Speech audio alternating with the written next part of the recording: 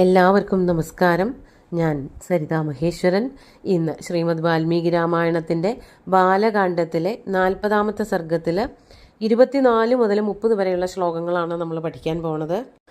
40-ാമത്തെ ശ്ലോകത്തിൽ 3 വരികളുണ്ട്, എന്നാലേ അർത്ഥം പൂർണ്ണമാവുള്ളൂ. കഴിഞ്ഞ ദിവസം പറഞ്ഞു നിർത്തിയ കഥ, സഗരപുത്രന്മാർ 60,000 പേര് കുതിരയെ അന്വേഷിച്ചുകൊണ്ട് ഭൂമിയുടെ 4 ദിശകളിലും സഞ്ചരിച്ചു. അവിടെയൊക്കെ കുഴിച്ചു നോക്കി. അങ്ങനെ കുഴിച്ചു നോക്കിക്കൊണ്ട് സഞ്ചരിക്കുമ്പോൾ 4 ആനകളെ കണ്ടു. അവരെയൊക്കെ വന്ദിച്ചു. എന്നിട്ടും കുതിരയെ കിട്ടിയില്ല. ഇനി അടുത്ത ശ്ലോകത്തിൽ എന്താണ് ഉണ്ടാവാൻ പോണത് നോക്കാം. ആദ്യം 24-ാമത്തെ ശ്ലോകം ചൊല്ലാം. തതഃ പ്രാഗുത്തരാം ഗത്വാ സാഗരാഃ പ്രഥിതാം ദിശം രോഷാദഭ്യഘനൻ സർവേ പൃഥിവീം സഗരാത്മജാഃ. തതഃ അതിനുശേഷം ഉത്തരാം ഗത്വാ, പ്രാഗുത്തരാം ഗത്വ, അതായത് ഇപ്പോൾ നമ്മൾ പറഞ്ഞു നിർത്തിയത് വടക്ക് ദിക്കിലെന്നാണല്ലോ. പിന്നെ അതിൻ്റെ, അതായത് ആ വടക്കിൻ്റെയും കിഴക്കിൻ്റെയും കൂടി ചേർന്നതായിട്ടുള്ള അതിൻ്റെ ആ വിദിക്കിൽ പോയിട്ട്, അതാണ് പ്രാഗുത്തരാം ഗത്വ. സാഗരാഹ, സാഗരാഹ എന്ന് വെച്ചാൽ സഗരൻ്റെ പുത്രന്മാർ. അടുത്ത വരിയിൽ സഗരാത്മജാഹ എന്ന് പിന്നെയും പറയുന്നുണ്ട്. ഇതൊക്കെ ഒരേ അർത്ഥത്തിലുള്ള വാക്കുകൾ തന്നെയാണ്. വരി ചിലത് പൂരിപ്പിക്കാൻ പറ്റാത്തത് കൊണ്ട് ഒരേ വാക്കുകൾ അല്ലെങ്കിൽ പര്യായ പദങ്ങൾ ഉപയോഗിക്കണമെന്നേ ഉള്ളൂ. സഗരൻ്റെ പുത്രന്മാരായിട്ടുള്ള സാഗരന്മാർ പ്രാഗുത്തരം എന്നു പേരുള്ളതായ പ്രഥിതമായ, വളരെ പേര് കേട്ടതായ ദിക്കിലേക്ക് ചെന്നിട്ട്, വടക്ക് കിഴക്ക് ദിക്കിലേക്ക് ചെന്നിട്ട് രോഷാത്, ദേഷ്യത്തോടു കൂടിയിട്ട് സർവേ പൃഥിവിയും അഭ്യഖനൻ, അവരെല്ലാവരും കൂടി ചേർന്നുകൊണ്ട് ആ ഭൂമിയെ ഖനനം ചെയ്തു. അതായത് എവിടെയും കിട്ടണില്ല, എവിടേക്കാണ് ഈ കുതിര പോയത് എന്നുള്ളതിൻ്റെ ദേഷ്യത്തോടു കൂടിയിട്ട് ആ വടക്ക് കിഴക്ക് ദിക്ക് നോക്കിയിട്ട് അങ്ങോട്ട് ഖനനം ചെയ്യാൻ പുറപ്പെട്ടു. അങ്ങനെ താഴ്ത്തിക്കൊണ്ടിരിക്കുമ്പോൾ അവസാനം എന്താ കണ്ടത്? അതാണ് 25-ാമത്തെ ശ്ലോകത്തിൽ പറയണത്. തേ തു സർവേ മഹാത്മാനോ ഭീമവേഗാ മഹാബലാഃ ദദൃശുഃ കപിലം തത്ര വാസുദേവം സനാതനം. തേ സർവേ മഹാത്മാനഃ ഭീമവേഗാഃ മഹാബലാഃ. ഇതൊക്കെ സഗരപുത്രന്മാരുടെ വിശേഷണങ്ങളാണ്. അവരെല്ലാവരും മഹാത്മാക്കളായിരുന്നു, നല്ല വലിപ്പവും നല്ല കഴിവുള്ളവരായിരുന്നു, വേഗത്തിൽ പണികളെടുക്കാൻ പറ്റുന്നവരായിരുന്നു. ഖനനം ചെയ്യലൊക്കെ വേഗം കഴിയും. ശക്തി ഉണ്ടെന്നുണ്ടെങ്കിൽ അതൊക്കെ വേഗം ചെയ്യാൻ പറ്റുമല്ലോ. ഭീമവേഗാഹ, നല്ല വേഗതയോടുകൂടി കാര്യങ്ങൾ ചെയ്യുന്നവർ, മഹാബലവാന്മാർ ഒക്കെ ആയിരുന്ന ആ സഗരപുത്രന്മാർ. അങ്ങനെ വടക്ക് കിഴക്ക് ദിക്കിൽ നോക്കി ഇങ്ങനെ കിളച്ച് താഴ്ത്തേക്ക് പോയപ്പോൾ എന്താ കണ്ടത്? തത്ര കപിലം സനാതനം വാസുദേവം, സനാതനം കപിലം വാസുദേവം ദദൃശു. അവിടെ കപിലവസുദേവര് ഭഗവാന്റെ തന്നെ ഒരു രൂപമാണ്. അതുകൊണ്ടാണ് കപിലവസുദേവരെന്ന് പറയുന്നത്. സനാതനനായിട്ടുള്ള ഭഗവാൻ മഹാവിഷ്ണു തന്നെയാണ് കപിലവസുദേവരായിട്ട്, കപിലമുനിയായിട്ട് മാറിയിരിക്കുന്നത്. ആ കപിലവസുദേവര് അവിടെ ഇരുന്നു കൊണ്ട് തപസ് ചെയ്യുന്നതായിട്ട് കാണുകയാണ് ചെയ്യുന്നത്. അങ്ങനെ ഇത്രയും ഭാഗങ്ങളൊന്നും നോക്കിയിട്ട് കാണാത്തൊരു കാഴ്ച അവസാനം ഈ വടക്ക് കിഴക്ക് ദിക്ക് കുഴിച്ചു പോയപ്പോൾ കണ്ടു. അവിടെ മഹാമുനിയായിട്ടുള്ള കപിലൻ തപസ് ചെയ്യായിരുന്നു. അതാണ് അവർ കണ്ടത്. അതാണ് ദദൃശു കപിലം തത്ര വാസുദേവം സനാതനം. സനാതനനായിട്ടുള്ള, അതായത് ചിരകാലമായിട്ട് ജീവിച്ചിരിക്കുന്ന, ഇവിടെ നിത്യസന്നിഹിതനായിട്ടുള്ള കപിലമുനിയെ ആ ഭാഗത്ത് കുഴിച്ചു നോക്കിയപ്പോൾ അതിൻ്റെ താഴത്ത് അവിടെ ഇരുന്ന് തപസ് ചെയ്യുന്നതായിട്ട്, മറ്റൊരു ലോകമാണ്, അവിടെ ഇരുന്ന് തപസ് ചെയ്യുന്നതായിട്ട് കണ്ടു. മാത്രമല്ല പിന്നെ എന്തിനേയും കൂടി കണ്ടു. അതാണ് 26-ാമത്തെ ശ്ലോകത്തിൽ. ഹയം ചതസ്യ ദേവസ്യ ചരന്തമ വിദൂരത പ്രഹർഷമതുലം പ്രാപ്താ സർവേതേ രഘുനന്ദന. അല്ലയോ രഘുനന്ദന, അല്ലയോ ശ്രീരാമ, തേ സർവേ, അവർക്കെല്ലാവർക്കും സന്തോഷമായി. എന്താ കണ്ടത്? തസ്യ ദേവസ്യ അവിദൂരത ചരന്തം ഹയം ച ദൃഷ്ട്വാ. ആ ദേവൻ കപിലമുനിയാണ് ഉദ്ദേശിക്കുന്നത്. ഭഗവാൻ തന്നെയാണല്ലോ, അതുകൊണ്ടാണ് ദേവൻ എന്ന് പറഞ്ഞത്. ഭഗവാന്റെ അടുത്തുകൂടെ അധികം ദൂരെയല്ലാതെ, ചരന്തം അവിദൂരത ചരന്തം, അധികം അകലെയല്ലാതെ സഞ്ചരിക്കുന്ന, മേഞ്ഞു നടക്കുന്നതായ ഹയം ച ദൃഷ്ട്വ, ഹയത്തിനെ കൂടി കണ്ടിട്ട് കപിലവസുദേവരെയും കണ്ടു. കപിലവസുദേവരുടെ അധികം ദൂരെയല്ലാതെ കുതിരയും നിൽക്കുന്നത് കണ്ടു.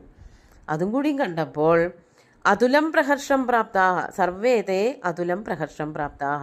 അല്ലയോ രഘുനന്ദന, ആ സഗരപുത്രന്മാർക്ക് എല്ലാവർക്കും അടക്കാനാവാത്ത ആഹ്ലാദമുണ്ടായി. ഇവരെ തന്നെയല്ലേ തപ്പിക്കൊണ്ട് നടന്നിരുന്നത്. തങ്ങളുടെ കുതിരയും കാണാനില്ല, കുതിരയെ കട്ടുകൊണ്ട് പോയ ആളും ആരാന്നൊന്നും അറിയില്ല. ഇങ്ങനെ നോക്കിയപ്പോൾ ഉണ്ട് കപില മുനി ഇരുന്ന് തപസ് ചെയ്യണു. കപിലമുനിയുടെ അധികം ദൂരെ അല്ലാതെ കുതിര നിൽക്കണു. അതിൻ്റെ അർത്ഥം എന്താണ്? ഈ കപിലമുനി തന്നെ ആയിരിക്കുമല്ലോ തനിക്ക് വേണ്ടിയിട്ട് കുതിര അവിടെ നിന്ന് മോഷ്ടിച്ചു കൊണ്ടുവന്ന് ഇവിടെ നിർത്തിയേക്കാണ്. ആ കട്ടുകൊണ്ടുവന്ന ആളുടെ അടുത്ത് തന്നെയാവുമല്ലോ കുതിര, അല്ലാതെ എവിടെ ആ കുതിര പോണത് എന്നുള്ളത് കൊണ്ടാണ് അവർ ഈ കപിലമുനി തന്നെ ആയിരിക്കും ഈ കുതിരയെ കട്ടുകൊണ്ടുവന്നത് എന്ന് വിശ്വസിച്ചത്. അപ്പോൾ അവർക്ക് പെട്ടെന്ന് ആദ്യം വലിയ സന്തോഷം ഉണ്ടായി, അന്വേഷിച്ചു വന്നത് കിട്ടി എന്നുള്ളതിൻ്റെ സന്തോഷം. പെട്ടെന്ന് തന്നെ ഈ കപില വസുദേവരോട്, ആ മഹാമുനിയോട് കഠിനമായിട്ടുള്ള ദേഷ്യവും വന്നു. അതാണ് അടുത്ത ശ്ലോകത്തിൽ പറയണത്. തേ തം യജ്ഞഹരം ജ്ഞാത്വാ ക്രോധപര്യാകുലേക്ഷണാ ഘനിത്രലാംഗലധരാ നാനാവൃക്ഷശിലാധരാ. 28 കൂടി ചൊല്ലാം. അഭ്യധാവന്ത സംക്രുദ്ധാസ്തിഷ്ഠതിഷ്ഠേതി ചാബ്രുവൻ അസ്മാകം ത്വം ഹി ദുരകം യജ്ഞീയം ഹൃതവാനസി. തേ ക്രോധപര്യാകുലേക്ഷണാഹ. അവരെല്ലാവരും തന്നെ എങ്ങനെയായി തീർന്നു? അവരുടെ മുഖമൊക്കെ ആകെ മാറി ദേഷ്യം വന്ന് മുഖമൊക്കെ ചുവന്നു തുടുത്തവരായി. അതാണ് ക്രോധപര്യാകുലേക്ഷണാഹ. ക്രോധം കൊണ്ട് പര്യാകുലങ്ങളായ കലങ്ങി മറിഞ്ഞ അക്ഷികളോടുകൂടിയവരെ, ഈക്ഷണങ്ങളോടുകൂടിയവരെ ദേഷ്യപ്പെട്ടുകൊണ്ട് ഈ കപിലമുനിയെ തന്നെ നോക്കിക്കൊണ്ട് ആക്രോശിച്ചു കൊണ്ടുവരികയാണ്. എന്നിട്ട് അവർ പറയാണ്, തം യജ്ഞഹരം ജ്ഞാത്വ. ഈ കപിലമുനിയാണ് ഞങ്ങളുടെ യജ്ഞത്തെ അപഹരിച്ചത്. അതായത് കുതിരയെ കട്ടുകൊണ്ടു വന്നപ്പോൾ യജ്ഞവും അപഹരിക്കപ്പെട്ടുവല്ലോ, യജ്ഞവും ഇല്ലാതെയാക്കിയത് ഈ കപിലമുനി തന്നെയാണ് എന്നുറപ്പിച്ചിട്ട് തം യജ്ഞഹരം ജ്ഞാത്വ, ഇദ്ദേഹമാണ് തങ്ങളുടെ യജ്ഞം ഇല്ലാതെയാക്കിയത് എന്ന് അവരങ്ങോട്ട് ഉറച്ചു വിശ്വസിച്ചു. അതുകൊണ്ട് ക്രുദ്ധരായിട്ട് കണ്ണ് കലങ്ങി മറിഞ്ഞ് മുഖത്തൊക്കെ വല്ലാതെ രോഷപര്യാകുലന്മാരായിട്ട് മുഖമൊക്കെ ചുവന്നു തുടുത്ത് ഈ മുനിയെ ആക്രമിക്കാനായിട്ട് ചെല്ലുകയാണ്. അവരുടെ കയ്യിൽ ആയുധങ്ങളുണ്ടല്ലോ, ഖനിത്രം, ലാംഗലം തുടങ്ങിയിട്ടുള്ളതൊക്കെ വഹിച്ചുകൊണ്ട്. ഖനിത്രം കൈക്കോട്ടാണ്, മൺവെട്ടി. അതുപോലെ തന്നെ ലാംഗലം കലപ്പ. അങ്ങനെ കുന്തം പോലെയുള്ള വലിയ വലിയ മൂർച്ചയുള്ള ആയുധങ്ങളെ കൊണ്ടായിരുന്നു ഭൂമി മുഴുവനും തുരന്നത്. ആ ആയുധങ്ങളൊക്കെ കയ്യിൽ പിടിച്ചുകൊണ്ട് തന്നെ ഈ മുനിയുടെ അടുത്തേക്ക് ഓടിച്ചെന്നു. മാത്രമല്ല കയ്യിൽ പിന്നെ എന്തുണ്ടായിരുന്നു? നാനാവൃക്ഷ ശിലാധരാഹ. പലതരത്തിലുള്ള മരങ്ങൾ, അവർ തന്നെ കടപുഴക്കി വച്ചിരിക്കുന്നതായ വലിയ മരങ്ങളുണ്ട്, പാറക്കഷ്ണങ്ങളുണ്ട്, പർവ്വതങ്ങളുണ്ട്. ഇതൊക്കെ കയ്യിലെടുത്തുകൊണ്ട് ഈ 60,000 പേരും അഭ്യധാവന്ത ഈ മഹാമുനിയുടെ സമീപത്തേക്ക് ഓടിച്ചെന്നു. എങ്ങനെ? സംക്രുദ്ധാഹ, ദേഷ്യപ്പെട്ടവരായിട്ട്, അടക്കാനാവാത്ത രോഷത്തോടു കൂടിയിട്ട് അവരെല്ലാവരും അഭ്യധാവന്ത ഈ മുനിയുടെ അടുത്തേക്ക് ഓടിച്ചെന്നു. എന്തു പറഞ്ഞുകൊണ്ട്? തിഷ്ഠ തിഷ്ഠേതി ചാബ്രുവൻ, നിക്ക് നിക്ക് എന്ന് പറഞ്ഞുകൊണ്ട്. അങ്ങനെ പറയണത് എന്തിനാണ്? ഈ കപിലമുനി എവിടേക്കെങ്കിലും എണീറ്റ് പോകുന്നുണ്ടോ? ഒന്നുമില്ല, അവിടെ ഇരുന്ന് തപസ് ചെയ്യുകയാണെങ്കിലും ദാ ഇയാൾ തന്നെയാണ് നമ്മുടെ യജ്ഞം മുഴുവനും നശിപ്പിച്ചത്, കുതിരയെ കട്ടത്, നിൽക്കട അവിടെ എന്നൊക്കെ പറഞ്ഞ് ആ മുനിയുടെ അടുത്തേക്ക് ഓടിച്ചെല്ലുകയാണ് ഉണ്ടായത്. അസ്മാകം ത്വം ഹി തുരകം യജ്ഞീയം ഹൃതവാനസി. ത്വം ഹി, നീയാണ് അസ്മാകം യജ്ഞീയം തുരകം ഹൃതവാനസി. നീ ഞങ്ങളുടെ യാഗാശ്വത്തെ മോഷ്ടിച്ചു കൊണ്ടുവന്നവനല്ലേ? യജ്ഞീയം തുരകം ഹൃതവാൻ, നിന്നെ വച്ചേക്കില്ല, നിൽക്കട അവിടെ എന്നൊക്കെ പറഞ്ഞ് ആക്രോശിച്ചുകൊണ്ട് ദേഷ്യത്തോടു കൂടിയിട്ട് ഈ 60,000 സകരപുത്രന്മാരും മഹാമുനിയുടെ സമീപത്തേക്ക് ഓടിച്ചെന്നു. പിന്നെയും ചീത്ത പറയുന്നതാണ്. 29ാമത്തെ ശ്ലോകം നോക്കാം. ദുർമേധസ്ത്വം ഹി സംപ്രാപ്താൻ വിദ്ധിന സകരാത്മജാൻ ശ്രുത്വാ തദ്വചനം തേഷാം കപിലോ രഘുനന്ദന. 30 കൂടി ചൊല്ലാം. രോഷേണ മഹദാവിഷ്ടോ ഹുങ്കാരമകരോത്തദാ തതസ്തേന അപ്രമേയേണ കപിലേന മഹാത്മനാ ഭസ്മരാശീകൃതാ സർവേ കാകുത്സ്ഥ സകരാത്മജാഃ. ദുർമേധസ്സോടുകൂടിയവനെ, ദുർമേധസ് എന്ന് പറഞ്ഞാൽ ദുഷ്ടബുദ്ധി, ഞങ്ങളുടെ യജ്ഞമൊക്കെ നശിപ്പിച്ചവനെ, ദുഷ്ടബുദ്ധിയായിട്ടുള്ള മുനിയാണെന്ന് പറഞ്ഞ് ചമഞ്ഞിരിക്കുന്നവനെ, സംപ്രാപ്താൻ നഹ സകരാത്മജാൻ വിദ്ധി. ഇവിടെ വന്ന ഞങ്ങൾ ആരാണെന്നറിയോ? താൻ മനസ്സിലാക്കിക്കോ, മനസ്സിലായിട്ടില്ലെങ്കിൽ ഞങ്ങൾ സകരപുത്രന്മാരാണ്. സകരൻ്റെ യാഗമാണ് താൻ നശിപ്പിക്കാൻ പുറപ്പെട്ടത്. ആ കുതിരയെയാണ് നിങ്ങൾ കട്ടുകൊണ്ടുവന്നത്. അപ്പോൾ അത് ചോദിക്കാനും പറയാനും ഒക്കെ ഇവിടെ ആളുണ്ട്. സകരൻ്റെ പുത്രന്മാരാണ് ഞങ്ങൾ എന്ന് മനസ്സിലാക്കിക്കോളൂ എന്ന് പറഞ്ഞിട്ടാണ് ഈ ധിക്കാരമൊക്കെ കാണിച്ച് മഹാമുനിയുടെ സമീപത്തേക്ക് വന്നത്. ദുഷ്ടബുദ്ധിയായിട്ടുള്ള ആളാണ് ഈ കപിലമുനി എന്നുള്ളതാണ് ഇവർ വിചാരിച്ചത്. ഇയാളാണല്ലോ കുതിരയെ കട്ടുകൊണ്ട് ഞങ്ങളുടെ യാഗത്തെ നശിപ്പിച്ചത് എന്ന് വിചാരിച്ചിട്ടാണ് അവിടെ വന്നിട്ട് ഈ കപിലമുനിയെ പോരിന് വിളിച്ചത്. അത് കേട്ടതോട് കൂടിയിട്ട് ശ്രുത്വാ തദ്വചനം തേഷാം തേഷാം തദ്വചനം ശ്രുത്വാ, അവരുടെ ഈ വാക്കുകൾ കേട്ടിട്ട് കപിലൻ എന്ത് ചെയ്തു? തൻ്റെ തപസ്സിൽ നിന്ന് ഉണർന്നു. രഘുനന്ദന, അല്ലയോ ശ്രീരാമ, കപിലമുനി തപസ്സിൽ നിന്ന് ഉണർന്നിട്ട് അദ്ദേഹത്തിന് കഠിനമായിട്ട് ദേഷ്യം വന്നു. ഇതൊന്നും അറിഞ്ഞിട്ടില്ല. അടുത്തൊരു കുതിര നിൽക്കുന്നുണ്ടെന്നോ, കുതിര മോഷ്ടിച്ചു കൊണ്ടുവന്നതാണെന്നോ, ഇവിടെ കൊണ്ട് കെട്ടിയതാണെന്നോ ഒന്നും അറിയില്ല. അദ്ദേഹം അവിടെ ഇരുന്ന് വടക്ക് കിഴക്ക് ദിക്കിൽ തപസ് ചെയ്യായിരുന്നല്ലോ. ഇതൊന്നും അറിഞ്ഞിട്ടല്ല. ആ സമയത്ത് ഇവരുടെ വാക്കുകൾ കൂടി കേട്ടപ്പോൾ രോഷേണ മഹതാവിഷ്ട, മഹതാ രോഷേണ ആവിഷ്ട, കഠിനമായിട്ടുള്ള ദേഷ്യം കപിലമുനിക്കും വന്നു. അങ്ങനെ ക്രുദ്ധനായിട്ട് ആ മഹാമുനി എന്താ ചെയ്തത്? ഹുങ്കാരം അകരോത്. ഹുങ്കാരം എന്താ പറഞ്ഞത് എന്ന് ചോദിക്കണതിനെയാണ് ഹും എന്ന് ചോദിച്ചു. നിങ്ങൾ എന്താ ഈ പറയണത് എന്നെ പറ്റിയിട്ട് എന്നുള്ളത് ദേഷ്യത്തോടു കൂടി തന്നെ സകരാത്മജന്മാരോട് ചോദിച്ചു. എന്നിട്ടോ തതസ്തേന അപ്രമേയേണ മഹാത്മന കപിലേന, അവരവരുടെ ധിക്കാരമൊന്നും നിർത്തിയില്ല. അവർ പിന്നെയും ആക്രമിക്കാൻ വന്നിട്ടുണ്ടാവും. ആ സമയത്ത് അപ്രമേയേന, അളക്കാനാവാത്ത കഴിവുകളോടുകൂടിയ ശക്തികളോടുകൂടിയ മഹാത്മനാ കപിലേന, മഹാത്മാവായിട്ടുള്ള കപിലമുനിയാൽ സർവേ സകരാത്മജാഹ ഭസ്മരാശീകൃതാഹ, ആ സകരപുത്രന്മാരെല്ലാവരും നിമിഷ നേരം കൊണ്ട് ഭസ്മമായി തീർന്നു. കപിലമുനിയുടെ രോഷാഗ്നിയിൽ എല്ലാവരും ശലഭങ്ങളെ പോലെ കത്തിച്ചാമ്പലായിപ്പോയി.